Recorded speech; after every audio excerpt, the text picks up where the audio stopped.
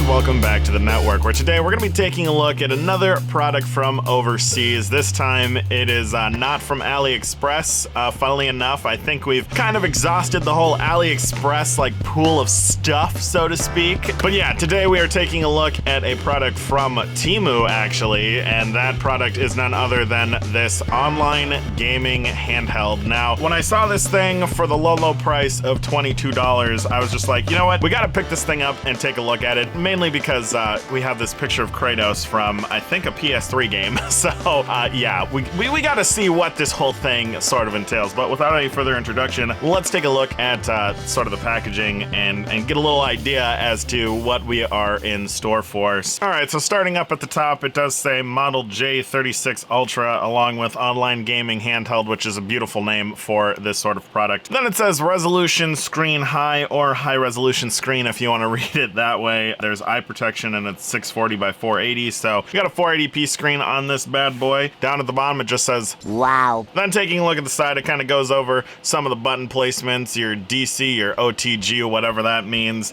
Then you got your power key, all this other sort of stuff. If you want to read that, you can go ahead and pause for it. It says Global Online Multiplayer Game, which is interesting. I wonder if that actually functions. Then it has over 8 hours of screen on time and 15 days of standby time. That is actually kind of impressive. Then on this side, it just shows a bunch of different devices and I guess the colors that can come in. And then on the bottom, it has what's included in the box. And then funnily enough, when you flip it over to the back, it does list off more information about this device, but taking a look at the front, it is upside down. So they managed to put the back on there the wrong way. So, you know, that's something to expect when a product is made in China here. But let's go ahead and pop this thing open and take a look at the online gaming handheld itself. I do not know if I actually trust connecting this thing online to a network, just because, you know, who knows what this device could do. But we do have a little instruction manual, which is a whole one page, so that's great. Wait, it says power off the console before inserting or removing a game cartridge into/from the slot. Does this thing actually take cartridges? That'd be kind of cool. I don't know if that's a real feature or not, but I digress. Interesting. So I wonder if this thing just kind of allows you to connect to another J36 Ultra, or if it is actually like, you know, full-on online gaming, like, you know, PSN or something like that. But we'll set that little instruction manual off to the side because it told us a whole lot of nothing. Then we have a USB-C cable, it looks like, so that's pretty good. I do like seeing USB-C on devices like this versus you know, the traditional USB or micro USB. And then it looks like it comes with a screen protector, so that's kind of neat. Okay, that's a fun little bonus. You got your little wipes and stuff. We'll go ahead and apply that, you know, at some point during the video, I guess.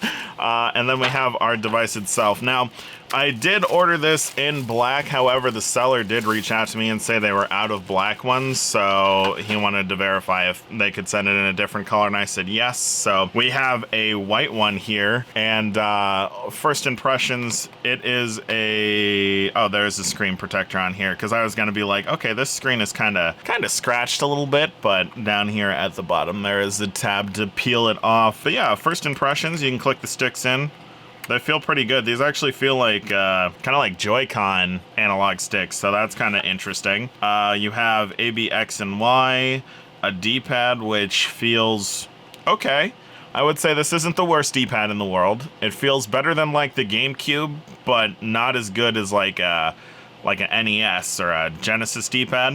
You got start, select, and function. Okay, these are all very clicky buttons. On the side, we have our volume buttons and the TF card, which it does look like one comes... Whoop, okay.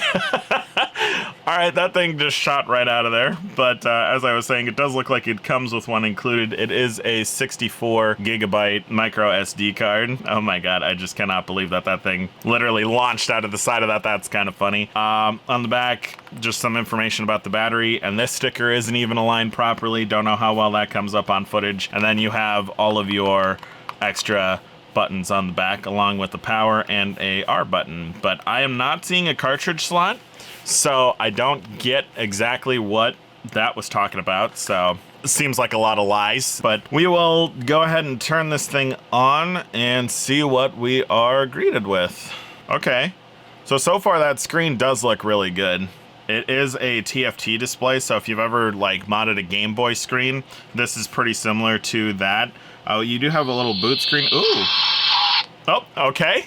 I don't know what it started to do originally, but now we have a Android as starting window, so I guess this is an Android device. Okay, so it does look like we are only at about 37% battery. Luckily enough, I do have a charging cable here, so we'll plug this into, I guess, the DC in port, and we'll charge it up while we're taking a look at what is on here. So we have TF, and then Fighters 97, King of Fighters 98, Metal Slug 3, X-Men, Street Fighter, Street Fighter, Street Fighter, more Street Fighter, Street Fighter, Final Fight, that's a fun one. We do like ourselves some Final Fight, and then Marvel. So I don't know if this is stuff that comes default, like, installed on here. If we click on that little profile button, does that do anything? Nope, it makes a fun little sound, and that's just about it. We click on settings, we can change the language. There's storage management. Okay, we're not gonna do that. Then you have the about thing and language. I don't really want to connect this to my network, so we're going to not do that right now, just because, you know, again, we don't know what's running in the background, and technically this thing should work without a network connection. I'm wondering if these are the games that will work with, like the sort of online multiplayer functionality, and then the other games that you can play on here don't necessarily do that. So let's go ahead and see what's on the micro SD card. If we select this, reading it, there's only 20 things. Okay, so we got favorites, which there's 29 games preloaded. We have God of War Chains of Olympus. All right, so we have a PSP game right off the bat. You got King of Fighters, Metal Slug X, Strikers 1945, Raiden, Cadillacs and Dinosaurs. Okay, never heard of that one. That actually looks like an NES game, so that's kind of interesting. You got Warriors of Fate, Knights of Valor, Breakers, Street Fighter 2 Turbo, Killing Blade, Oriental Legends, Mercs, Need for Speed Most Wanted. Okay, Tekken 6, Contra, Super Mary, Tank 1990, Punisher, Snow Bros. So you kind of looks like you have sort of a mix of games on here. You have some that are arcade games, some that are PSP games, some that are NES games, and that's pretty much it. If we go back, are there any other emulators on here? Because I believe there is oh, there we go. So we have arcade. Oh, that has 121 games available. PSP has 31. PlayStation 1 has 19. MAME has 250. The Capcom arcade board has a few. We got Game Boy. Oh my god, Game Boy Advance, Game Boy Color, Game Gear, interesting. Sega Genesis, we have NES, Sega Master System, PC Engine, Super Nintendo, Neo Geo Pocket, Atari 2600, Wonder Swan. Okay, so it seems like it comes preloaded with a decent amount of systems on here. So I guess we'll go ahead and we'll play a game. I guess let's start with, I don't even know. Let's do NES and see what's in here. Okay, so we have a crap ton of games. I think we're gonna test it with probably, let's say, Castlevania if it's on here. I'm assuming it is. It looks like the entirety of the NES library is on this SD card. All right, here we go. Finally, we managed to find Castlevania. It only took about 3 minutes of scrolling. Yeah, that's Castlevania here. All right, let's see. I mean, it sounds good. I'll just turn it down a little bit. But yeah, I mean, this sounds good, plays good. Castlevania. It's not in the 4:3 aspect ratio that typical Castlevania things are, or typical NES games are, but it definitely is Castlevania here.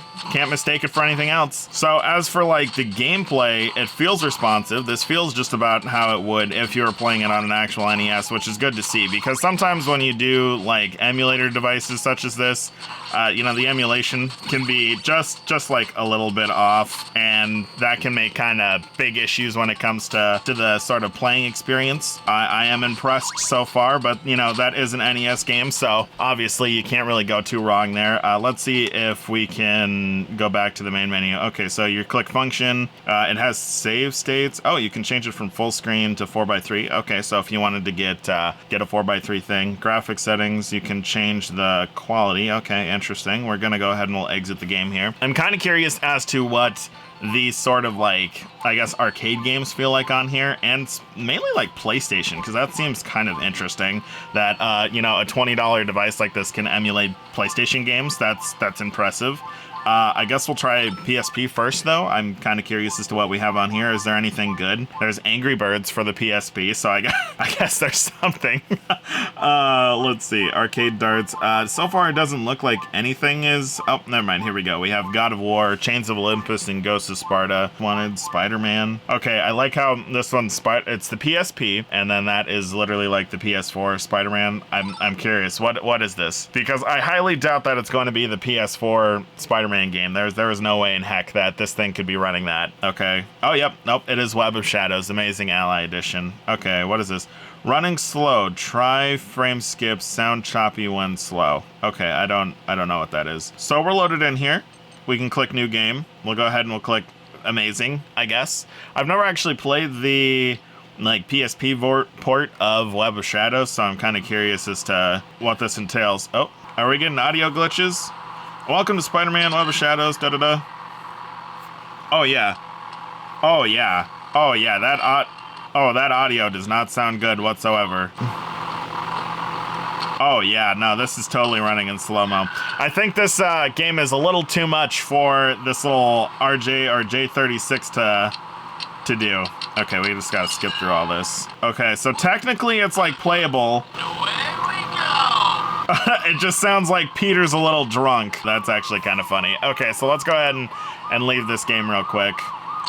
Oh, does function not work here? Okay, so it doesn't look like function works here. What's this do? Well, I don't actually know how to get out of here because the function button does not seem to function, ironically, so that's kind of funny. I guess we'll just turn it off. Can we turn it off and turn it back on? Is that a thing we can do? Okay, that I guess is the standby mode. Now I want to shut it completely off because it is refusing. There we go. All right, so we'll just turn it off, I guess, because function won't back us out of the PlayStation or the PSP game, and we will reboot it and try playing a PS1 game. Okay, so now we're back in here. We'll head on down to PSX or PlayStation 1 and we'll see what we have on here. We got Contra the Adventure, Symphony of the Night, Crash Bandicoot, Dino Crisis, Gran Turismo, Mega Man Legends, Metal Gear, Need for Speed, Soul Edge. Okay, so we have some decent games on here. Let's try Dino Crisis. I'm not really sure what Dino Crisis is off the top of my head. I don't know if this is a full 3D game. I'm pretty sure it is. I think this one's like a first-person shooter, maybe. Oh, it's in Japanese. Okay, that's cool. So wait, the main screen is in Japanese. It has Japanese subtitles, but the rest of the game is in English. Okay, interesting. I don't know if this is normal for Dino Crisis or like the Japanese version of Dino Crisis, but I guess we'll go with it. Let's see. We just have more cutscenes. Lots of cutscenes. Okay, we don't need 10,000 cutscenes. Let's load us into the gameplay so we can test out the performance of this thing. I gotta say, like, the form factor of this isn't the worst thing in the world. I don't really like these shoulder buttons on the back. They just are not very comfortable to push. Can we skip this cutscene? Literally all this game is cutscenes right now. Can we get past this? All right, here we go. We finally have some gameplay. So testing the analog sticks. Yeah, they seem to be functioning all right. I do have to say this game is not probably the best thing to test it with because they are tank controls. Let's see, how's the D-pad fare? D-pad feels a little bit better. Oh, I guess we have another cutscene. But yeah, these 100% feel like they are like Joy-Con joysticks or replacement ones, like down to the fact of like even the rubber on them feels exactly like a Joy-Con. So that's kind of, if you ever used a Joy-Con before, that's what you can kind of equate the thumbsticks to on this thing to be kind of like. So okay, we got a whole bunch of yada yada. Let's go ahead and we'll exit the game.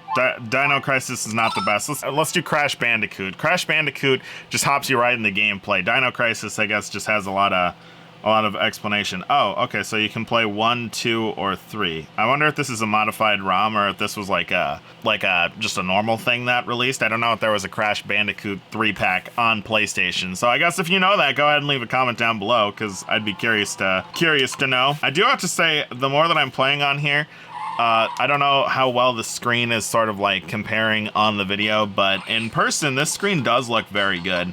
Like, it almost feels like an OLED screen, but it's not. It's a TF screen, but it's good. It's a good screen. It's a quality screen for a device like this. So we'll go ahead and we'll load into Insane Beach. Actually, I kind of want to hit the function key. Let's see what we can do with this. Okay, so I switched it to 4x3 and that didn't seem to do anything. All right, that's cool. That's great. Let's try doing that again. It is on 4x3. Yeah. All right, maybe you have to like reload the game in order to actually get those settings to apply. But in terms of playability, this does feel pretty solid. Okay, although I kind of failed and fell into a hole. Let's try this with the D-pad. Okay. I mean, doesn't feel like there's any input lag. Yeah, okay, so I would say that this does feel pretty close to the actual thing. Doesn't feel like there's a whole lot of input lag, so that's pretty good. If we go back into Crash Bandicoot, though, I'm curious if it'll actually load it in 4x3. We'll just see real quick. Okay, yeah, no, it doesn't. So, doesn't seem like the settings on here actually do anything. Because, you know, this is a PlayStation 1 game, so in theory it should be, you know, 4x3 by default, but yeah, it's not really doing any of that. So we'll head back. PlayStation 1 seems pretty good. PSP, kind of a little bit a lag there. Let's see what we have on arcade games. There's 121 different games, so this could take a while to find something good. So like a game that is notorious for emulation that doesn't want to work is Ninja Baseball Batman, so I wonder if that is on here, so we'll take a look for that. If I can find it, we'll cut to Ninja Baseball Batman, see how it plays on there, and then we'll probably just wrap this video up. So I will be right back after I take a look to see if that is on here. So it does look like Ninja Baseball Batman is on here. Load this game up. Now, if you've never tried, you know, playing games through MAME before, which I think is what this is running in order to play a lot of these ROMs, you need a very specific version of MAME in order to run Ninja Baseball Batman